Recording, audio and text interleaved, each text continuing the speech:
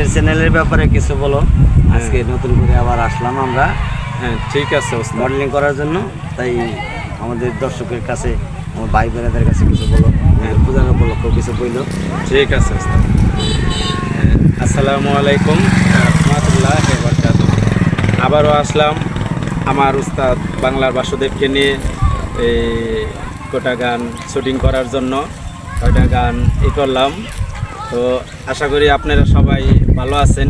আমার উস্তাদ বাংলার বাসুদেব, এই বাসুদেব লিখে চ্যানেলটা সাবস্ক্রাইব করে দেবেন। এবং এই আপনাদের কাছে আমরা টাকা পয়সা কিছু চাই না, আপনাদের শুধু খালি একটু ভালোবাসা আর দোয়া চাই।